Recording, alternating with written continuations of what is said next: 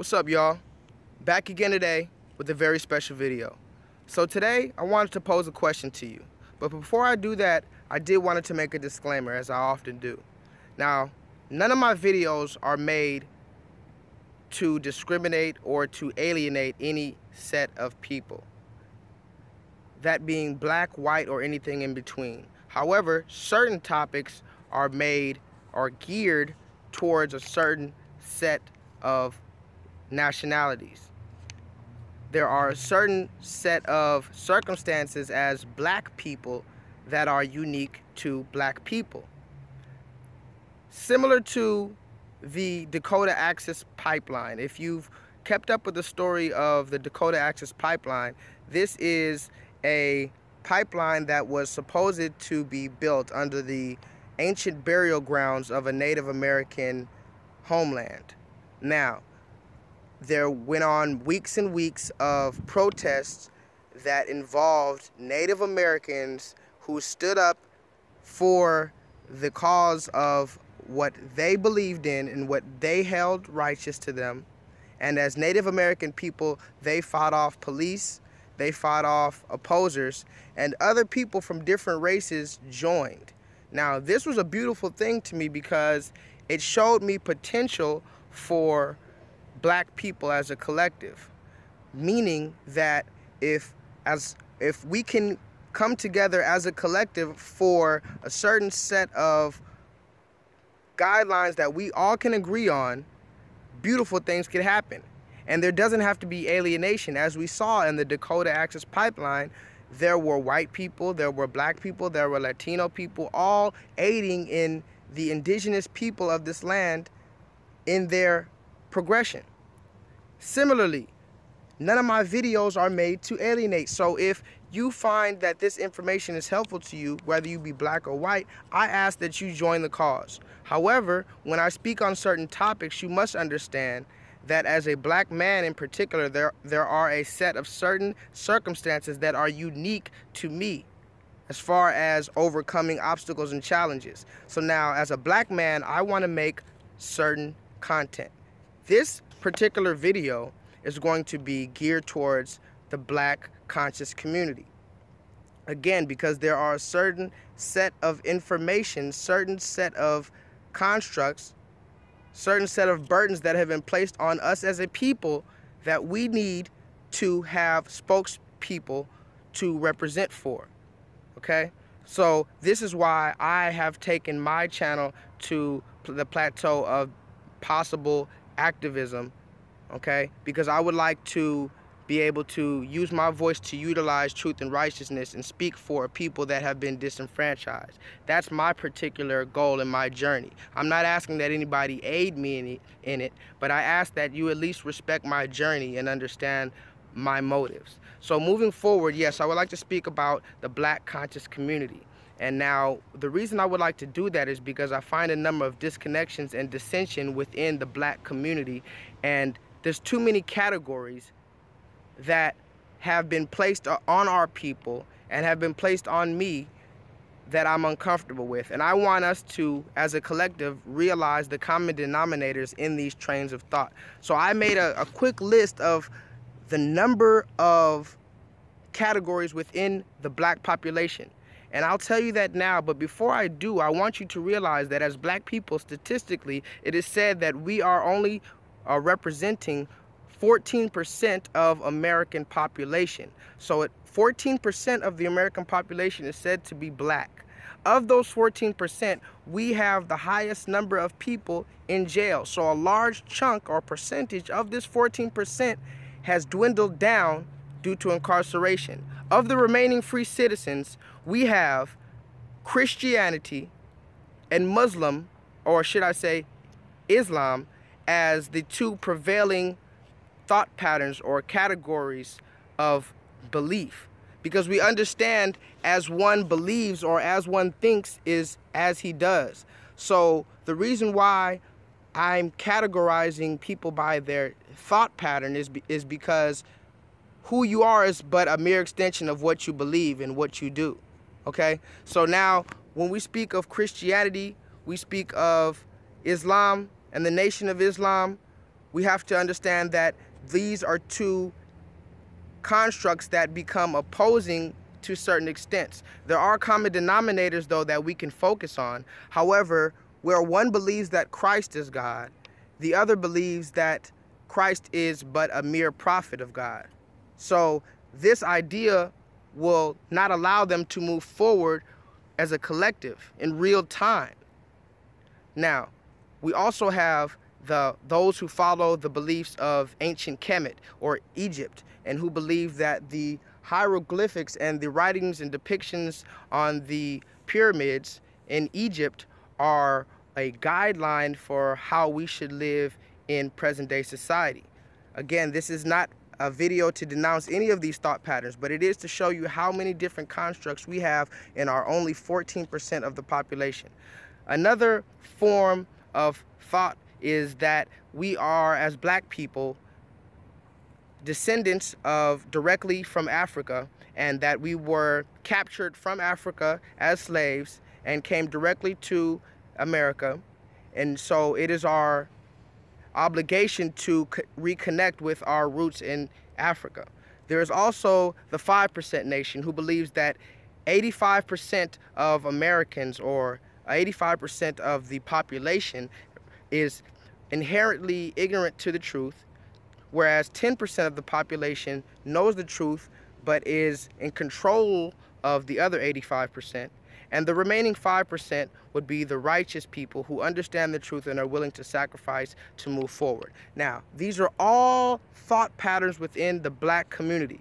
There's also the what many would call the black power activist, who is someone who, in more harsh terms, believes that black people are the original man of the earth, and that white people are a devil, are devils. There are people who believe that all white people are devils. And so this thought pattern is prevalent in a large group of black people. We cannot denounce or deny or look away from the different thought patterns in our society, because as a black man moving forward in righteousness that hasn't subscribed to any one set of thought patterns, I have come into contact with all of these representatives of all these thought patterns, and we can come to certain agreements, but there's certain things we're just not going to agree on. For instance, the person who believes that every white person is a devil. I personally don't believe that,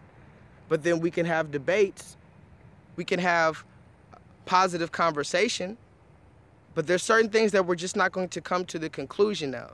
Okay? We also have the Moors, who is a group of people who believe that black is a negative word, and that they subscribe to the nationality of what they call a Moor, which is the construct that was brought about into existence by the noble Drew Ali. Again, I've also ran into people who are Masons, black Masons. Now, I'm not going to get into that because that's a whole nother video, but this is a large group of our black people who subscribe to this organizations. And whereas there's a large chunk of truth in these organizations, but there are certain constructs that will divide the masses.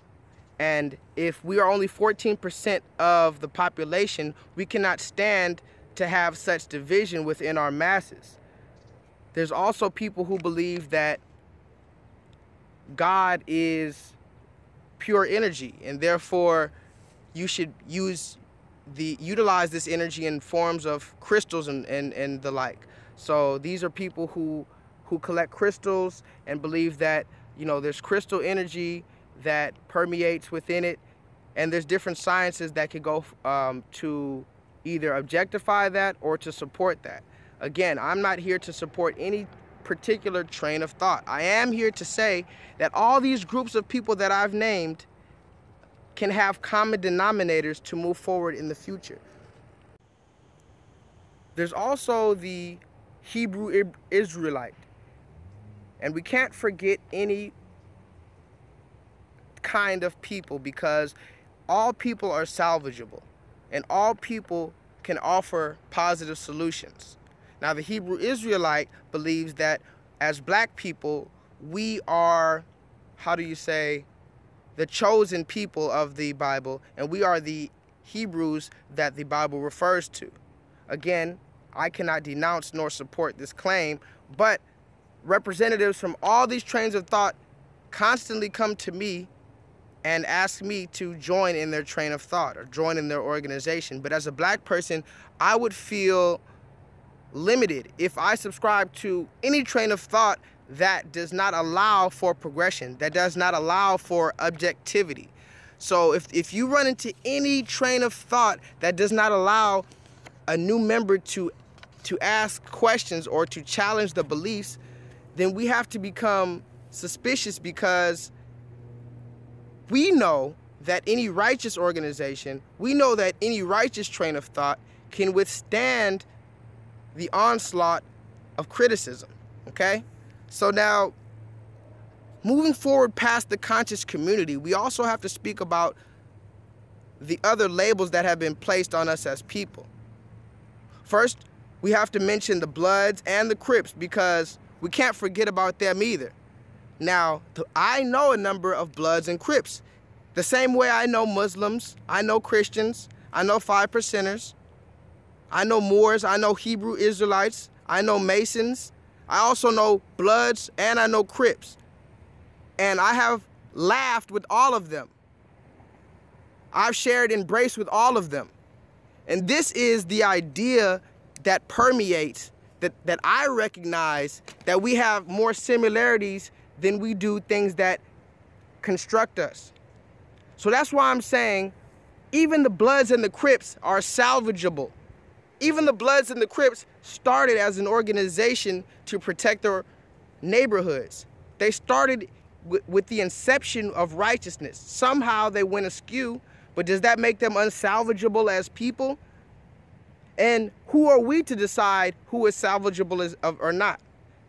Because personally, there has been points in my life where I would look back, if it were on video, I would look back and I'd have nothing to do but just shake my head for the things that I've done.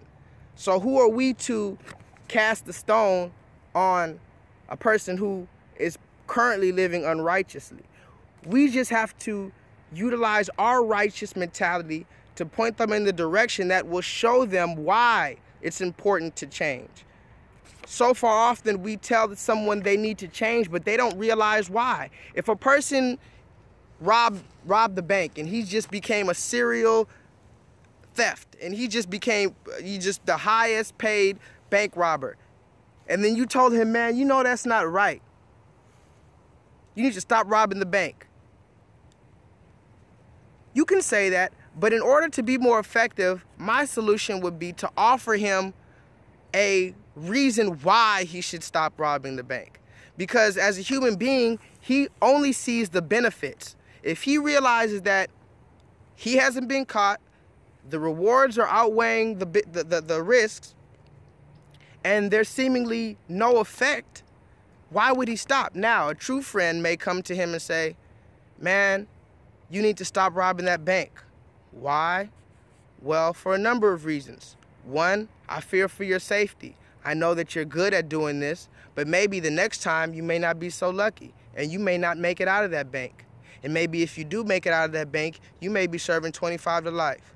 Or maybe if you do make it out of that bank and you do not serve 25 to life, maybe you may have to shoot someone in the process, and maybe that person is someone's mother and you just took away someone's only guide to success. See, now if you tell him that as a friend, he may realize why now he has to stop. He may come to the conclusion that the lives that he can save, including his own, are more beneficial than the potential thousands or millions of dollars that he can receive in these heists. So this is why we have to approach every train of thought with righteousness, regardless of their circumstance, regardless of what they're living in. Okay? So now, some of the last labels that I wanted to discuss under the black umbrella of consciousness are the Uncle Toms and the Coons. We can't forget about them. Now, these aren't my words, and I'm not saying this to be derogatory. I am saying this to say these are the words that are very predominantly and commonly used to describe a certain set of black people. Uncle Tom being someone who does whatever and anything he can to gain the good graces of a white person, including, but not limited to, disregarding, demeaning, and belittling his fellow black person. That would be an Uncle Tom. And whereas the coon would be someone who does something blatantly stereotypical to demean their own race in the presence of a white person, usually for their good graces as well. This would be a coon. So, again, these aren't the words that I'm using, but I am saying them to say we often label someone just this based on their action, and as many would say, we throw out the baby with the bathwater, because although they may be displaying signs that are prevalent of that label that you're showing, we cannot label them that, because again, every soul is salvageable. And when you realize that, you realize that every soul and every person is beneficial to us and is connected to us. So that's why I'm saying, as a black person, it's unfair to label someone, you're a coon, you're a sellout, oh, but you're a Mason, you're a Christian, you're a Muslim, you're a Moor, you're a Hebrew Israelite, you're a 5%er, you study ancient Kemet, you astral project, you have crystals. All of these different constructs are doing nothing but limiting us. And again, unlike the Dakota Access Pipeline, we are not able to unite on a common ground to be able to realize that there is real issues that need to be addressed, that we can stand together on and possibly overcome. But while we're sitting here deflecting and reflecting on the past, and we're not realizing who we are as black people, we can never come together. Furthermore, I just want to drive the point home by saying this. It is very imperative that we do this as black people. Why? Because this is only the first step in evolving. This is only the first step in our progression. The first step in progression is to realize and recognize who we are as people and love ourselves. But this is not the end of our journey. Our next journey is to connect with that of other races. To truly connect with that of other races. Because say tomorrow every single black person comes on the same agreement, and we all put all our bickering behind, we put all of our thought patterns on the same idea. We still have the issue of white supremacy, the ideology of white supremacy that suppresses us. We still have the thought perceptions and stereotypes that are placed on us from other races. We still have dissension among other races, predominantly Latinos as well. And furthermore, would we say that a Buddhist monk is not living a similar life to us as a black righteous man? Will we say that the native indigenous people of this land, the Native Americans, are not living righteously and similar to us? So as black people, we cannot subjugate ourselves and alienate ourselves to only one black conscious community, because that's not truly conscious. Being truly conscious is being aware of your circumstances, being aware of your place in society as well as your environment. And your environment states that there are other races. Your environment states that only through productivity and connectedness can we move forward. So I don't want to take too much of your time, but I just want to tell you to break out of the labels. Do not become a label as a black person. Do not limit yourself to one train of thought or one set of experiences or one neighborhood. And do not become intimidated by those who would seek to limit you, whether that be limit your vocabulary, to limit your spirituality, and to limit who you know and what you know. Always know that your journey is your own. And with that being said, I love you and vibrate higher.